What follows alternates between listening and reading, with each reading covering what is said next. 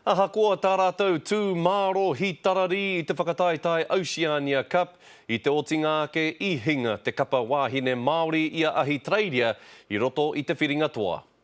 Ko ngā toa hou mo te whakataetai o te moana nui a Kiwa.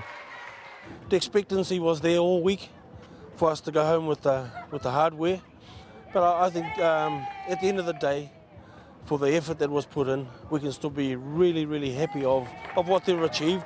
I kaha rātou kai tautoko ki te ūmere.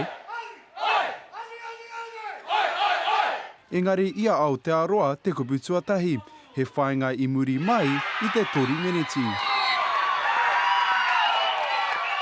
Aha koa te kaute ko Ahitreiria kē te kapa I te tino pēhi te hoariri, e hia kē ngā kōkiri ki te whainga.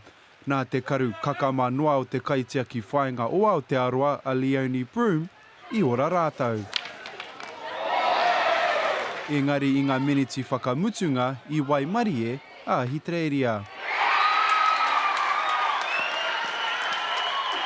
I te whakamatuatanga I te ōrite ngā kaute, engari ki te āhua nei I pau ngā hau o te kapa Māori, whai muri ake I ngā whainga e rua. It looked as if the one team wanted it more than the other.